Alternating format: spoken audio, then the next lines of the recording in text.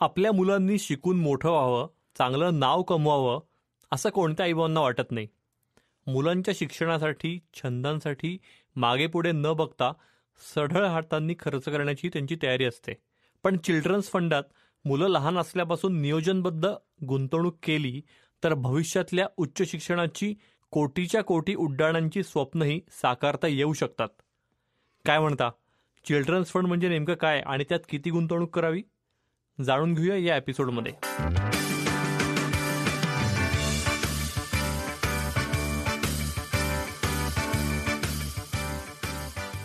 फंडा म्युच्युअल फंडाचा या आमच्या पॉडकास्टमध्ये सगळ्या गुंतवणूकदारांचं अगदी मनापासून स्वागत.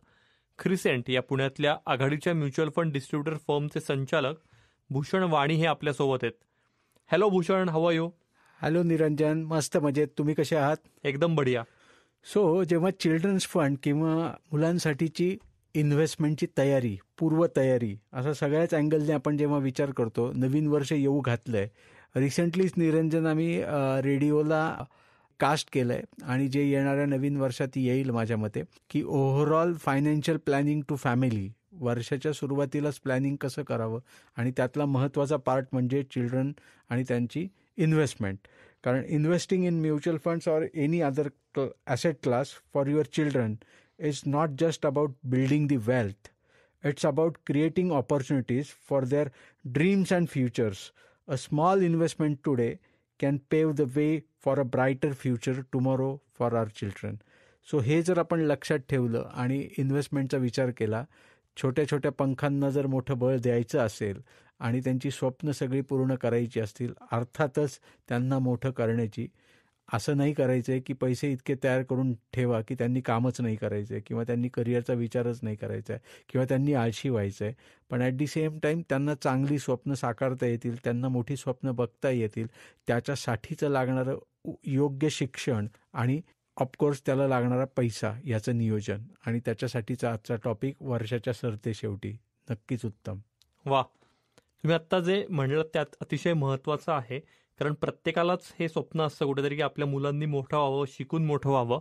तर त्यासाठीच हा एपिसोड आपण मुद्दाम आज निवडलेला आहे. पहिला प्रश्न विचारतो, चिल्ड्रन्स म्युच्युअल फंड म्हणजे नेमके कुठले फंड्स? चिल्ड्रन म्युच्युअल फंड, आता बऱ्याचदा कन्फ्युजन असं आहे निरंजन की मुलांसाठी वेगळे फंड कंपन्या काढतात आणि डेफिनेटली काढले पाहिजे. कारण म्युच्युअल फंडचं परसेप्शन आणि थॉट प्रोसेस अशी क्रिएट झालेली आहे, जरी म्युच्युअल फंड इंडस्ट्री वेगानं ग्रो होत असली तरीही मला जर मोठा पैसा कधी लागला किंवा किंबहुना पैसा लागला, मोठा असं म्हणणं चुकीचं आहे, तर आधी मी पहिली इन्व्हेस्टमेंट कुठली ब्रेक करतो तर माझी म्युच्युअल फंडातली, असं जनरली सर्वे सांगतो. कारण बँक एफ डीला हात लावला जात नाही, सोन्याला हात लावला जात नाही, रिअल इस्टेट विकण्याचा प्रश्नच येत नाही.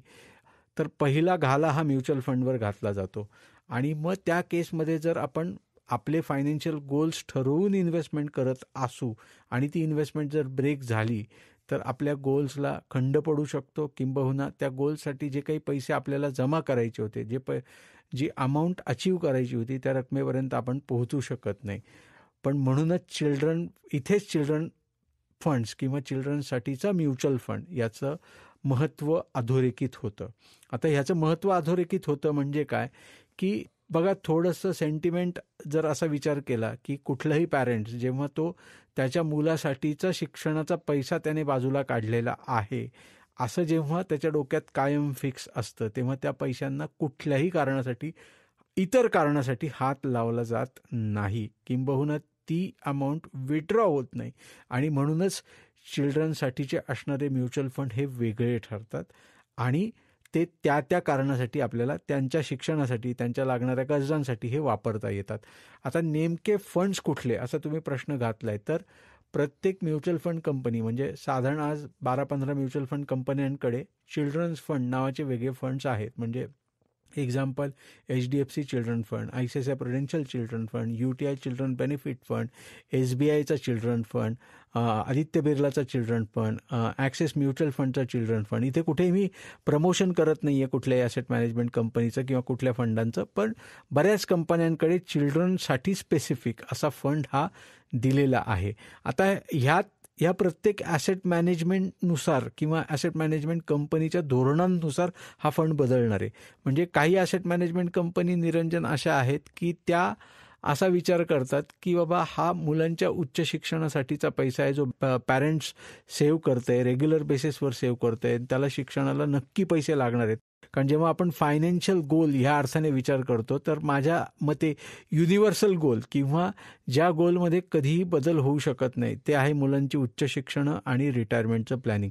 बाकी गोल वर खाली झालेत किंवा ते पैसे अचीव करण्यात आपण अयशस्वी ठरलो तरी अडचण फारशी येणार नाही. परंतु जर आपलं रिटायरमेंटचा गोल किंवा मुलांच्या उच्च शिक्षणासाठीचा लागणाऱ्या पैशाचा गोल जर आपल्याला अचीव करता आला नाही तर अडचणीचा भाग ठरू शकतो. कारण या दोन्ही गोलसाठी मोठे पैसे लागणारे असतात. सो मग ज्या म्युच्युअल फंड कंपन्या फंड डिझाईन करतात तर काही म्युच्युअल फंड कंपन्या असा विचार करतात की इथे पॅरेंट्स इन्व्हेस्ट करतायत, FD स्वरूपाचं प्रॉडक्ट त्यांना हवं आहे म्हणून तो फंड कॉन्झर्वेटिव्ह फंड म्हणून खूप म्हणजे कॉन्झर्वेटिव्ह ह्या अर्थाने तो चालवतात. वर्सेस काही म्युच्युअल फंड कंपन्या अशा आहेत की शिक्षणाला मोठाच पैसा लागतो आणि तो 10 वर्ष 12 वर्ष 15 वर्ष किंबहुना 20-20 वर्ष इन्व्हेस्टेड राहणार आहे ॲज अ इन्व्हेस्टर म्हणून आणि तो ॲक्च्युली उच्च शिक्षणाच्या वेळेस काढला जाणार आहे.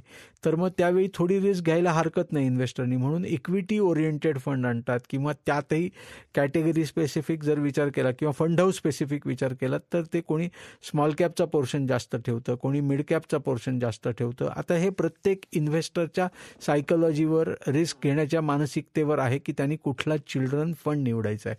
पण निश्चितच तुम्ही जे म्हणालात की चिल्ड्रन फंड आणि ते नेमके कुठले फंड, तर व्हरायटी ऑफ म्युच्युअल फंड कंपन्यांचे ते फंड आहेत. आपल्याला आपल्या गरजेनुसार निवडता येईल किंवा आपल्या मुलांना उच्च शिक्षणाला कुठल्या देशात पाठवायचं आहे, कुठल्या कोर्ससाठी पाठवायचं आहे, कुठल्या युनिव्हर्सिटीमध्ये घालायचं आहे, तिथली फूड कॉस्ट काय, तिथली स्टेईंग कॉस्ट काय, याचा सगळ्याचा जुजबी अंदाज घेत साधारण आपल्याला किती खर्च 15, 18, 20 वर्षानंतर 10 वर्षानंतर येऊ शकतो त्याच्या अगेन्स्ट आज किती इन्व्हेस्टमेंट केली पाहिजे आणि आपण रिटर्न ऑन इन्व्हेस्टमेंट रिस्क या अर्थाने कशी रिस्क घेऊन काय रिवॉर्ड आपण मिळू शकतो ह्याचं थोडंसं कुठेतरी ठोकताळा बांधलात तर चिल्ड्रन फंडचं महत्त्व हे पोर्टफोलिओमध्ये वेगळं ठरतं आणि ते गरजेचं आहे चिल्ड्रन फंड प्रत्येकाच्या पोर्टफोलिओमध्ये असणं. ओके, आता तुम्ही आत्ता एक्सप्लेन केलंच आहे पण तरी पण चिल्ड्रन फंड्स हे बाकी म्युच्युअल फंडांपासून small cap, mid cap, large cap पासून वेगळे असतात असे काही का त्याचं फक्त नाव वेगळं असतं? सो बेसिकली कसं आहे निरंजन, नाव चिल्ड्रन फंड जरी दिलेलं असलं तरी त्यात असणारा माल मसाला, त्याच्यात असणारे स्टॉक्स किंवा जिथे इन्व्हेस्टमेंट्स होते, समजा तो इक्विटी चिल्ड्रन फंड असेल, 100% इक्विटी ओरिएंटेड इन्व्हेस्टमेंट त्याच्यात असेल किंवा मग मिक्स असेल, इक्विटी डेट असेल. सो असे फंड जसे आपल्याला रेग्युलर फंड म्हणून पण निवडता येतील जिथे चिल्ड्रन फंड असं नाव नसेल. परंतु जसं मी पहिल्या प्रश्नात उत्तर देताना म्हणालो की आपण स्पेसिफिक गोलसाठी इन्व्हेस्टमेंट केलेली आहे आणि त्यात ते माझ्या मुलाच्या किंवा मुलीच्या उच्च शिक्षणाचे पैसे आहेत हे मला कधी अधोरेखित होणार आहे जेव्हा मी चिल्ड्रन फंड माझ्या किटीमध्ये घेणार आहे. जर तुम्ही घेतलेला नसेल, जरी त्यात वेगळे पण फारसं नसलं, म्हणजे मी रेग्युलर डायव्हर्सिफाईड फंड किंवा mid cap fund, small cap fund किंवा मल्टी कॅप फंड असा फंड एज्युकेशनसाठी निवडला किंवा मग चिल्ड्रन फंड निवडला, तर ह्या दोघांमध्ये फरक आहे का? तर AMC परत्वे, फंड परत्वे फरक हा असू शकतो पोर्टफोलिओमध्ये. पण मी निर्णय घेताना जेव्हा मला लिक्विडिटी स्वरूपात काही पैसे जर भविष्यात लागले आणि जर मला ह्या देखील फंडातून ज्या फंडला चिल्ड्रन फंड नाव नाही आणि तिथे कुठेही लिहिलेलं नाही की माझ्या हा मुलांच्या उच्च शिक्षणासाठीचा पैसा आहे त्यामुळे मी पटकन त्यातून काढून घेणार आहे, वर्सेस जर तिथे लिहिलेलं असेल की हा चिल्ड्रन फंड आहे तर तो भावनिक निर्णय असेल पैसे काढायचे की नाही, किंबहुना पॅरेंट्स त्या पैशांना टच करणार नाही आणि म्हणूनच ते इतर फंडांपासून वेगळे आहेत. आता मॅनेजमेंट, जसं मी पहिल्या प्रश्नातही सांगितलं की प्रत्येक ॲसेट मॅनेजमेंट कंपनीनुसार किंवा त्यांच्या स्किलसेटनुसार ठरणार आहे की तो 100% इक्विटी ओरिएंटेड फंड आहे तो मिक्स बॅलन्स फंड आहे का तो खूप ॲग्रेसिव्ह इक्विटी फंड आहे. प्रत्येक फंड परत्वे बदलणार आहे. पण regular fund versus children fund याच्यात फार काही तफावत असते का? तर ते रेग्युलर फंडांसारखेच फंड असतात. ओके, म्हणजे आता इथे मुद्दा हा येतो की चिल्ड्रन फंड्स हे मुलांच्या नावाने सुरू करायचे असतात. सो चिल्ड्रन फंड हे मुलांच्याच नावाने, कारण त्याचं नाव चिल्ड्रन फंड असं आहे, सुरू करायला लागतात म्हणजे. परंतु ह्याचा पैसा पॅरेंट्सच्या खात्यातून आला तरीही चालतं. जनरली इतर फंडांमध्ये म्हणजे समजा मुलासाठी मला कुठला अदर फंड घ्यायचा आहे किंवा किंबहुना मला माझ्या मिसेसच्या नावाने इन्व्हेस्टमेंट करायची, तर मी माझ्या खात्यातून पैसे देऊ शकतो का? तर तसं नाही देता येणार. वर्सेस मला जर माझ्या मुलीच्या नावाने इन्व्हेस्टमेंट करायची आणि मी माझ्या पॉकेटमधून माझ्या अकाउंटमधून पैसे देणार आहे, तर ते शक्य आहे का? तर ते शक्य आहे. किंवा जर मुलांचं बँक खातं असेल तर नथिंग लाईक इट. आता ह्या दोन्ही पद्धतीने जरी शक्य असलं आणि उद्या जर अनावधानाने काही कारणास्तव ते पैसे काढण्याची वेळ आली इन बिटवीन पिरियडमध्ये, माझा गोल अजून अचीव व्हायचा आहे, त्याचं ड्युरेशन वेळ ही संपायची आहे, कारण मी 15 वर्ष ठरवली होती पण मला 7.5-8व्या वर्षी पैसे लागलेत, तर त्या केसमध्ये जर मी मुलांच्या नावाने घेतलेलं असेल आणि मुलांचं इन्व्हेस्टमेंट म्हणून ते ट्रीट होणार आहे, मी ज्यावेळी विड्रॉ करणार आहे तेव्हा ती म्युच्युअल फंड कंपनी मला त्या मुलाचं बँक खातं मागणार आहे आणि ते पैसे त्या मुलाच्या बँक खात्यातच जमा होणार आहेत, जरीही ते पैसे मी माझ्या खात्यातून इन्व्हेस्टमेंट करताना दिलेले असतील तरीही. अच्छा, म्हणजे इन्व्हेस्टमेंट सुरू करताना चिल्ड्रन फंडाची मुलाचं बँक खातं असणं आवश्यक आहेच असं नाहीये, पण विड्रॉच्या वेळेला मात्र मुलाच्याच बँक खात्यात ते जमा होणार आहेत. 100% असंच होणार आहे.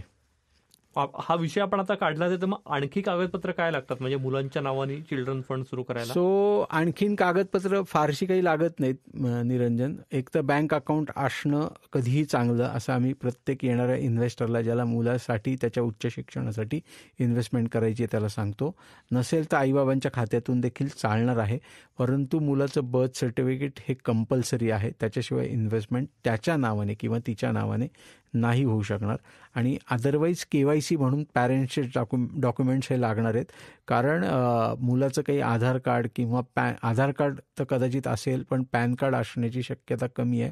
मायनरचं पॅन कार्ड मिळतं पण ते असलंच पाहिजे असं काही कंपल्शन नाही आहे आणि ते इन्व्हेस्टमेंटला देण्याची गरज पडत नाही, कारण इन्व्हेस्टमेंटला अपॉइंटी किंवा गार्डियन म्हणून नेमला जातो आणि जेव्हा गार्डियन आहे तेव्हा त्याचं KYC, त्याचे डॉक्युमेंट्स, त्याचं आधार कार्ड, त्याचं पॅन कार्ड हे घेतलं जातं. ॲडिशनल फक्त मुलाचं बर्थ सर्टिफिकेट हे गरजेचं आहे, त्याच्याशिवाय इन्व्हेस्टमेंट होणार नाही. आता जे पालक आपला हा एपिसोड ऐकत असतील त्यांना हा एपिसोड ऐकून इंटरेस्ट वाटतो आणि चिल्ड्रन फंडात सुरू करायची गुंतवणूक, तर साधारण हॉरिझन काय किती वर्षांचं ठेवायला पाहिजे त्यांनी? सो हे फॅमिलीनुसार बदलणार आहे निरंजन. याचं कारण असं आहे की म्हणजे आता हल्ली थोडंसं आपण असं म्हणतो की इंटरेस्ट बिल्ट व्हायला लागला आहे किंवा थोडीशी इन्फॉर्मेशन ॲक्सेस आहे किंवा आज गुगल आहे, सोशल मीडिया आहे, बरेचसे प्लॅटफॉर्म्स अवेलेबल आहेत, त्यामुळे पालक हे सुज्ञ झालेत किंवा त्यांना माहिती मिळायला लागलेली आहे आणि त्यांना त्या गरजेची जाणीव देखील आहे. म्हणजे याचा अर्थ पूर्वी नव्हती असं नाही, पण आता खर्च वाढला आहे त्यामुळे चौकस बुद्धी ठेवायला लागते, या सगळ्या गोष्टींचा विचार करायला लागतो, तर साधनं उपलब्ध आहेत. ओके, तर आता नेमकं किती काळ इन्व्हेस्टमेंट करायची असा जो तुम्ही प्रश्न घातला, तर आता समजा एखादं मूल कुटुंबात असेल ज्याचं 5 वर्ष वय आहे, मुलगा किंवा मुलगी, आणि आता उच्च शिक्षणाचा विचार केला तर 12वी नंतरचं उच्च शिक्षण किंवा ग्रॅज्युएशन नंतरचं पोस्ट ग्रॅज्युएशन, जनरली ग्रॅज्युएशनपर्यंत किंवा 12वीपर्यंतचं शिक्षणाचा खर्च आईबाबा हे पेलवतात किंवा पेलवून नेतात. ओके, त्याचंही मॅनेजमेंट करता येऊ शकतं का? तर त्याचंही उत्तर हो असं आहे. त्याच्यासाठी पण वेगळ्या इन्व्हेस्टमेंटचं प्लॅनिंग जर केलं तर वर्षाच्या गाठी जो पैसा आपल्याला लागणार आहे तो कॅश फ्लो आपला मेंटेन हा होईल आणि त्या वेळेसची फी आपल्याला भरता येईल. आता उच्च शिक्षणाचा विचार करता 5 वर्षाची मुलगा किंवा मुलगी आहे आणि पैसे हे 18व्या वर्षी लागायला सुरुवात होणार आहे, तर 18 ते 23 ही 5 वर्ष सलग हे पैसे लागणार आहेत. दर वर्षाला समजा 10 लाख रुपये मला फी म्हणून भरायला लागणार आहेत किंवा 15 लाख रुपये म्हणून भरायला लागणार आहेत, तर त्याचं प्लॅनिंग हे साधारण 15 वर्षाचं असावं जर 5 वर्षाचं मूल असेल. जर 3 वर्षाचं मूल असेल तर 17 वर्षाचं प्लॅनिंग करायला हरकत नाही. आता इथे मी बरोबर 20व्या वर्षी का नेऊन ठेवतोय, कारण 18 ते 23 ही 5 वर्ष आहेत, म्हणजे सगळेच पैसे 18व्या वर्षी लागणार नाही आहेत किंवा सगळे पैसे 23व्या वर्षी लागणार नाही आहेत. सो म्हणून मी मधला पिरियड धरला आहे की आपल्याला साधारण त्याचं 20 वर्ष वय कंप्लीट होईपर्यंत इन्व्हेस्टेड राहणं किंबहुना इन्व्हेस्टमेंट करत राहणं हे गरजेचं आहे. जर 10 वर्षाचं मूल असेल तर मिनिमम 10 वर्षाची इन्व्हेस्टमेंट ही असली पाहिजे. परफेक्ट. आता किती काळ हे झालेला आहे आपला प्रश्न, तर आता मुद्दा येतो की किती रकमेची SIP ही सुरू करायला पाहिजे. कारण आणखी 10, 12, 15 वर्षांनी उच्च शिक्षणाला नेमका किती खर्च येईल हे आज काढणं अनेकांना अवघड ठरतं, किंवा नेमका कुठला कोर्सला जाईल मुलगा हे आज आपण सांगू नाही शकत. सो कुठल्या कोर्सला मुलगा जाईल, कारण बाळाचे पाय पाळण्यात असं आपण म्हणतो निरंजन कायम, पण हल्लीची बाळं अशी आहेत की खूपच पाय पाळण्यात दिसतात. म्हणजे ते नक्की एज्युकेशन काय घेणार आहेत, ते कुठल्या कुठल्या क्षेत्रात करिअर करणार आहेत. म्हणजे पुलंचं वाक्य मला इथे कायम आठवतं निरंजन, की तुम्ही करिअर म्हणून उत्तम शिक्षण घ्या आणि जगण्यासाठी एक उत्तम कला शिका, जोपासा आणि तिला कायम सांभाळा, म्हणजे तुमचा जगण्यातला आनंद अबाधित राहील. तर हल्लीची मुलं थोडीशी तशी आहेत निरंजन, कारण त्यांना करिअर हा सेकंडरी आस्पेक्ट आहे, पण जीवनाचा आनंद हा पहिला आस्पेक्ट आहे. पण आता ह्यातला पण असा आहे की या दोन्ही गोष्टींसाठी पैसे लागणार आहेत. ओके, सो आता आपण जेव्हा उच्च शिक्षणाचा विचार करतोय, तर आता अमेरिकेत जर मला MBA करायचं असेल, किंवा मला समजा ऑस्ट्रेलियामध्ये सायकोलॉजिस्टचं पोस्ट ग्रॅज्युएशन करायचं असेल, किंवा आणखीन मला UK काही वेगळं करायचं आहे, जर्मनीमध्ये जाऊन मला ऑटोमोबाईल क्षेत्रात काहीतरी मेकॅनिकल इंजिनियर नंतरचं पोस्ट ग्रॅज्युएशन करायचं आहे. ओके, सो असं सगळं मी जेव्हा विचार करतो, तर त्या त्या देशांमध्ये म्हणजे आता आईबाबांचं खरं काम इथे काय आहे की साधारण आपल्या मुलाचं कल कुठे आहे ही कल चाचणी योग्य वयात करून घेणं. म्हणजे अगदी ती काही जन्माला आल्याबरोबर करणं शक्य असं नाही, पण तो 8 वर्षाचा, 10 वर्षाचा, 12 वर्षाचा होत असताना एक कल चाचणी प्रकार आहे निरंजन. ती कल चाचणी जर झाली तर साधारण अंदाज येतो की ती मुलाची विचार करण्याची क्षमता काय आहे, तो कुठल्या क्षेत्रात पारंगत होऊ शकतो, किंवा त्याचा करिअरचा कल, त्याचा इंटरेस्ट, त्याचा ओढा हा कुठे आहे. आणि समजा असं लक्षात आलं की त्याचा करिअरचा ओढा हा फायनान्सकडे आहे, तर मग फायनान्स या स्ट्रीममध्ये कुठले कुठले टॉप एंड कोर्सेस येतात, त्याला भारतात आणि भारताबाहेर कुठे मान्यता जास्त आहे, मग तिथे कुठले कुठल्या युनिव्हर्सिटीज आहेत, ते कुठले कोर्सेस प्रोव्हाइड करतात. म्हणजे आता त्याला एक चांगला इकॉनॉमिस्ट व्हायचं असेल तर त्याला एक PhD इकॉनॉमिक्समधली जर करायची असेल आणि ती समजा हार्वर्ड युनिव्हर्सिटीतून करायची असेल, आणखीन कुठल्या युनिव्हर्सिटीतून करायची असेल, तर त्याला आज खर्च किती आहे. आणि जर मी त्याला इन्फ्लेशन, महागाई लावली 8%, कारण एज्युकेशनचं इन्फ्लेशन किती आहे हे सांगणं थोडंसं कठीण आहे, पण ॲव्हरेज साधारण एक 7-8% इन्फ्लेशन असं जर लावलं आणि मूल जर 10 वर्षानंतर त्या स्ट्रीममध्ये जाणार असेल, आजपासून 10 वर्षानंतर, तर मला त्यावेळी किती खर्च येऊ शकतो. म्हणजे समजा जर तो 1 कोटी रुपये येणार असेल तर 1 कोटी त्याच्या 20व्या वर्षी, म्हणजे आजपासून 10 वर्षानंतर हवे आहेत, तर मला आज त्याच्या अगेन्स्ट जर मी 10% वार्षिक रिटर्न इन्व्हेस्टमेंटला बनवणार असेल तर किती इन्व्हेस्टमेंट केली पाहिजे. ह्याला थोडंसं रिव्हर्स इंजिनिअरिंग आपण म्हणूयात, कॅल्क्युलेशन, रिव्हर्स कॅल्क्युलेशन. तर असं आपल्याला ठरवता येऊ शकतं. हेच जर म्हणजे आत्ताचं एक लेटेस्ट उदाहरण निरंजन, आमचा एक क्लायंट योग शिक्षिका ज्यांना तुम्ही भेटलेला आहात काही काळांपूर्वी, त्यांची मुलगी सायकोलॉजीमध्ये मास्टर करायला ऑस्ट्रेलियाला चालली आणि खर्च आहे 80 लाख रुपये. ओके, आता मोठी रक्कम आहे.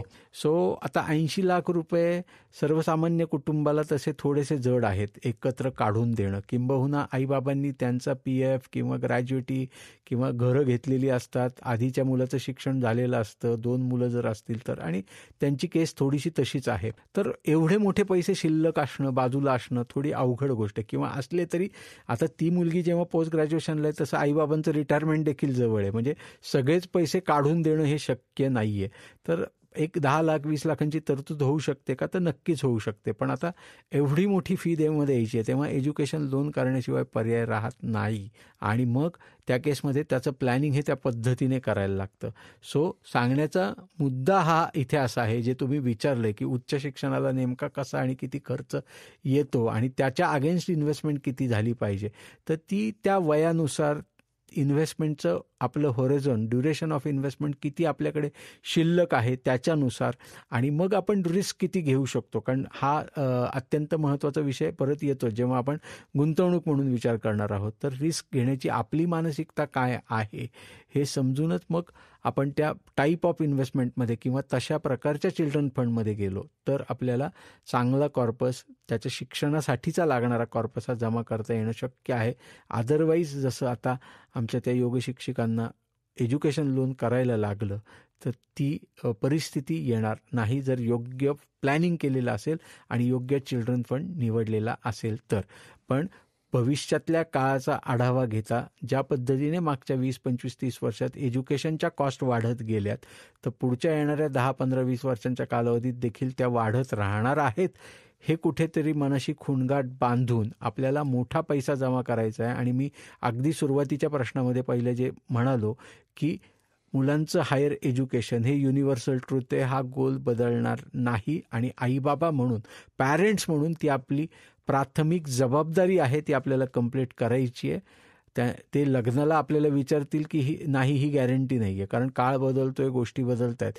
पण त्यांचं शिक्षण योग्य करून देणं ही आपली जबाबदारी आहे, पॅरेंट्स म्हणून ती जबाबदारी आहे. तर हा जो मोठा पैसा लागणारा आहे, 1 कोटी, 1.5 कोटी, 2 कोटी, मी आत्ता हे आकडे मोठे घेतोय, याचं कारण हे खर्च आहेत. म्हणजे जसं मी सांगितलं की तिचे 80 लाख रुपये कॉस्ट आहेत, तर ही कॉलेजची ट्युशन फी आणि हे सगळी फी आहे. त्यानंतर त्याच्या व्यतिरिक्त तिला स्टेईंग कॉस्ट आहे, फूड कॉस्ट आहे.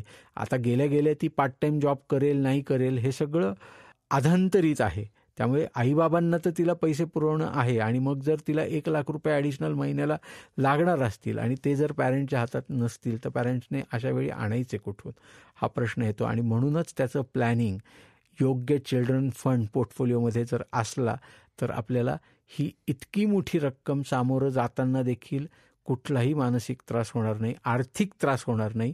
आणि आपण योग्य पद्धतीने मुलांना त्यांचं स्वप्न पूर्ण करण्यात अतिशय व्यवस्थित मदत करू शकू. आणि त्यांचे विंग्स काळागणित स्ट्रॉंग होतील, त्यांना योग्य पंख आणि योग्य मार्गदर्शनासाठी सगळ्या गोष्टी उपलब्ध असतील, मेनली फायनान्स त्यांच्यासाठी उपलब्ध असेल, त्याचा त्रास त्यांना किंवा त्याचं बर्डन त्यांच्यावर येणार नाही, ही काळजी आपण घेऊ शकतो. नक्कीच. म्हणजे तुम्ही जे उदाहरण दिलं ते खरोखर अनेकांचे डोळे उघडणारं आहे, कारण एवढा जर मोठा खर्च येणार असेल तर त्याची तरतूद ही आत्तापासूनच करायला पाहिजे. अदरवाईज एज्युकेशन लोनशिवाय दुसरा कुठलाही पर्याय त्यावेळेला असणार नाही आपल्यासमोर. अगदी. पण ह्याच्यात आणखीन एक ॲड करेल निरंजन, कारण होतं कसं की एज्युकेशन लोनशिवाय पर्याय नाही, हे पण तितकंच सत्य आहे जर पैसे नसतील तर. आता होतं काय बऱ्याचदा पॅरेंट्सचं, म्हणजे आता त्याच मॅडमचं एक्झाम्पल घ्यायचं तर त्यांना सहजपणे एज्युकेशन लोन हे अवेल करता आलं, कारण त्यांचं होम लोन क्लिअर झालेलं होतं. ओके. बऱ्याचदा असं केसेस आम्ही बघतो निरंजन की होम लोनही चालू आहे. आता मग दुसरी प्रॉपर्टी मॉर्गेज द्यायला एज्युकेशनसाठी, एज्युकेशन लोनला ही नाही आहे. आता विदाऊट मॉर्गेज लोन मिळतं का, तर तेही मिळेल, पण त्याला कॉस्ट ही खूप मोठी आहे, त्याची इंटरेस्ट कॉस्ट ही खूप मोठी आहे. मग ह्या सगळ्या गोष्टीचं प्लॅनिंग हे सुरुवातीपासून जर व्यवस्थित असेल, तर ह्या त्रासांना किंबहुना अति खर्चाला आपल्याला जायला लागणार नाही. नक्कीच. तरीही अनेक पालक हे थोडेसे बेफिकीर असतात असं आपण म्हणूया. म्हणजे असा अप्रोच असतो की आज शाळा क्लासेस उत्तम सुरू आहेत, तसंच पुढचं शिक्षणही विनासायास पार पडेल, उगीच फार पुढची चिंता कशाला करायची. तर अशा सगळ्यांना तुमचा काय एक एक्सपर्ट सल्ला असेल? ठेविले अनंती तैसेची राहावे, ही जी म्हण आहे ना निरंजन, ती तंतोतंत या प्रश्नाला लागू होते. ओके. आता पॅरेंट्सने असा विचार करायचा का, तर may be because of Covid period जगातला प्रत्येक व्यक्ती असाच विचार करायला लागलाय. आता हा विचार काही अंशी ठीक आहे, परंतु ॲक्च्युली आयुष्य पुढे सरकतंय आणि खर्च थांबत नाही आहेत. आता ह्या सगळ्याचा ताळमेळ जर घालायचा असेल आणि त्याचबरोबर पालकांनी हा पण विचार करायचा की आपलाही पालक म्हणून स्ट्रेस वाढत जातोय. म्हणजे ज्या क्षेत्रात आपण करिअर करतोय, जिथे आपण स्वतःला पादाक्रांत करतोय, यशस्वी होण्याचा प्रयत्न करतोय, आपले इन्कम लेवल्स वाढवण्याचा प्रयत्न करतोय, तर बरीचशी लोक नोकरदार वर्ग आहेत, मॅक्झिमम नोकरदार वर्ग आहे. म्हणजे सो त्या लोकांना 30, 35, 40 गेल्यानंतर 30, 40, 50, 100 लोकांची टीम सांभाळायला लागते. ती टीम सांभाळताना ते वेळेत प्रोजेक्ट कंप्लीट करणं, ते नाही झालं तर आपण स्वतः कामाला बसणं, सो इनडायरेक्टली तो स्ट्रेस येतोय. सो असं जेव्हा होत असेल, त्यात मुलाचं शिक्षण आहे, त्याचं रेग्युलर रुटीन आहे, त्याच्या ॲडिशनल ॲक्टिव्हिटीजला रेग्युलर पैसे मोजायचे आहेत, मग त्याचं उच्च शिक्षण आहे ज्याच्यासाठी मोठा पैसा मोजायचा आहे, तर ह्या गोष्टी येणार आहेत, ह्या टाळता न येण्यासारख्या आहेत. आणि जर त्याचं प्लॅनिंग नसेल, जसं तुम्ही म्हणालात की आजचं झालं तर उद्याचंही होईल, ते वाक्य बोलायला खूप सोपं वाटतं, पण ज्यावेळी ते 1, 1.5, 2 करोड रुपये आपल्याला लागतात आणि अचानकपणे आपल्याला लक्षात येतं की आपल्या हातात तो पैसा नाही आहे. आणि बऱ्याचदा निरंजन मी असं बघितलं आहे की आता लेटेस्ट अगदी उदाहरण घ्यायचं आहे की 12वीत चांगले मार्क पडलेत, MBBSला ॲडमिशन घ्यायची आहे अगदी 0.5% किंवा 1%, 0.20% त्याला स्कॉलरशिप मिळत नाही आहे किंवा त्याला गव्हर्नमेंट कॉलेजमध्ये ॲडमिशन त्याला किंवा तिला मिळत नाही आहे, त्या केसमध्ये 20-20, 25-25 लाख रुपये फिया आहेत प्रायव्हेट कॉलेजेसच्या वर्षाच्या, आणि 5 वर्ष MBBSला जर लागणार असतील तर 1.25 कोटी भारतात लागत आहेत.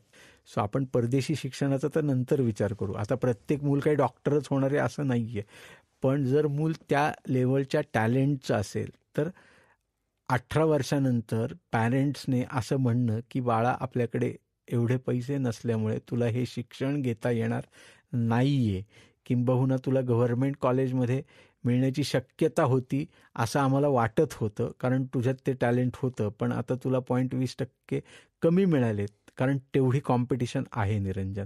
म्हणजे अगदी गव्हर्नमेंट कॉलेजचा आत्ता मेडिकलचा जर विचार केला तर 99% 99.5%ला ॲडमिशन क्लोज होतात आणि प्रत्येकालाच, म्हणजे कोणाला 98.50 आहेत, कोणाला 99 आहेत, 98.90 आहे, 0.10, 0.5 अशा टक्क्याने ॲडमिशन जाते निरंजन.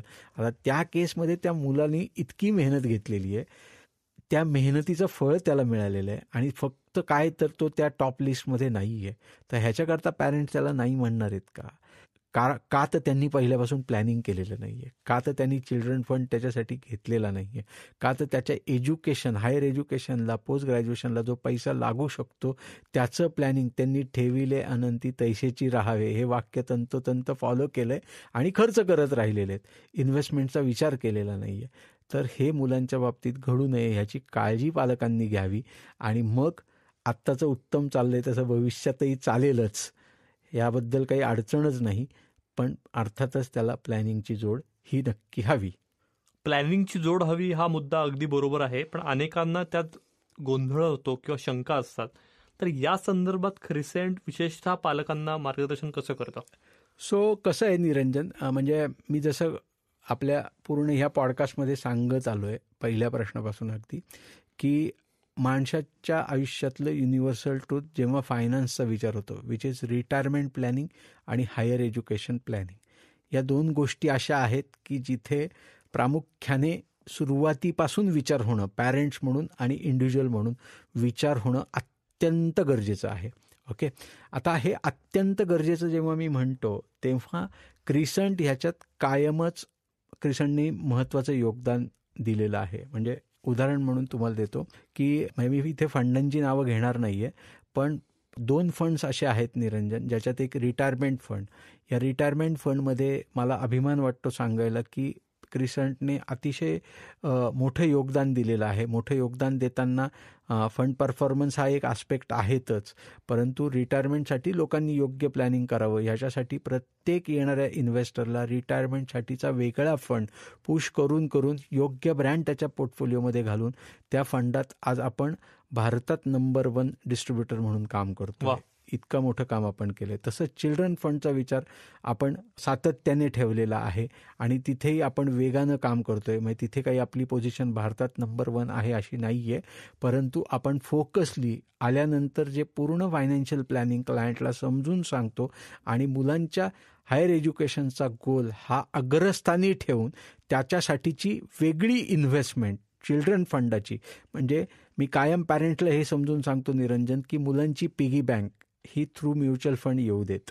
म्हणजे त्यांच्या पिगी बँकमध्ये तुम्ही काय द्यायचं आहे तर त्यांच्या पिगी बँकमध्ये त्या चिल्ड्रन फंडच्या म्युच्युअल फंडचं स्टेटमेंट हे असलं पाहिजे, रादर दॅन कॉईन्स, रुपीज. तर ते सगळे पैसे, त्यांना मिळणारे वाढदिवसाचे पैसे, त्यांना मिळणारे अदर गिफ्ट्स, जे काही त्यांना पैसे मिळत असतील, आजी आजोबांकडून मिळत असतील, आत्याकडून मिळत असेल, आईवडिलांकडून असेल, आणखीन कोणा फॅमिली फ्रेंड्सकडून असतील, सगळे पैसे तुम्ही अशा चिल्ड्रन फंडात घाला. त्यांच्या हायर एज्युकेशनचं योग्य प्लॅनिंग हे त्याच माध्यमातून होऊ शकतं आणि ही भूमिका क्रिसंटची कायमच राहिलेली आहे. सो आपण चिल्ड्रन फंड देखील असा फंड आहे ज्याच्यातही आपल्या ऑलमोस्ट 1000च्या वर SIPs आपण मुलांसाठी केलेले आहेत आणि काळानुरूप आपण त्या वाढवत चाललेलो आहोत आणि फोकसली याच्यासाठी काम करतो. ॲट दी सेम टाईम तुम्ही आधी प्रश्नामध्ये विचारलं होतं निरंजन की किती आपल्याला रक्कम जमा करावी लागेल, तर ह्याच्यासाठी मी माझ्या ऑफिसमधले 2 लोक वेगळं काम करतात, अशा अर्थाने की जगभरात कुठले कुठले कोर्सेस चालतात, ते कुठल्या युनिव्हर्सिटीज आहेत, मागच्या 10, 15, 20 वर्षात तिथलं एज्युकेशनचं इन्फ्लेशन कसं वाढत गेलं, तिथली आत्ताची स्टेईंग कॉस्ट काय, फूड कॉस्ट काय, त्याचं इन्फ्लेशन कसं वाढलेलं आहे. मग आजपासून 5 वर्ष, 10 वर्ष, 15 वर्ष नंतरचा जर मी विचार करत असेल तर मला साधारण रक्कम किती जमा करायला लागेल आणि मग त्याचं रिव्हर्स इंजिनिअरिंग करून आज त्याच्या अगेन्स्ट इन्व्हेस्टमेंट किती झाली पाहिजे याचा तंतोतंत अभ्यास क्रिसंटची टीम करते. आणि मला वाटतं की नुसतं चिल्ड्रन फंड घेणं महत्त्वाचं नाही आहे, तर हे व्हॅल्यू ॲडिशन क्लायंटला जर मिळालं तर त्याला अंदाज बांधणं सोपं जातं की माझ्या मुलाला डॉक्टर व्हायचं आहे, वकील व्हायचं आहे, चार्टर्ड अकाउंटंट व्हायचं आहे, आर्किटेक्ट व्हायचं आहे, मॅन्युफॅक्चरिंगमध्ये मोठं काम करायचं आहे, जे काही करायचं असेल तर त्याच्यासाठीचं योग्य एज्युकेशन कुठे मिळू शकेल आणि मग ते एज्युकेशन मिळताना त्या त्या एरियामध्ये, त्या त्या देशामध्ये काही स्कॉलरशिप्स अवेलेबल आहेत का, कमीत कमी खर्चात तो शिक्षण कसं घेऊ शकेल आणि जर त्याला ती स्कॉलरशिप मिळणार नसेल तर मॅक्झिमम खर्च कसा येईल, त्यातले स्टेईंग कॉस्ट, फूड कॉस्ट मिळून टोटल कॉस्ट किती येणार आहेत याचं पूर्ण नियोजन आमच्याकडे आज तयार आहे. आणि रेग्युलर बेसिसवर 2 व्यक्ती माझ्या ऑफिसमधले हे कायम अभ्यास करत असतात आणि मग येणाऱ्या क्लायंटला ते सांगताना त्रास होत नाही.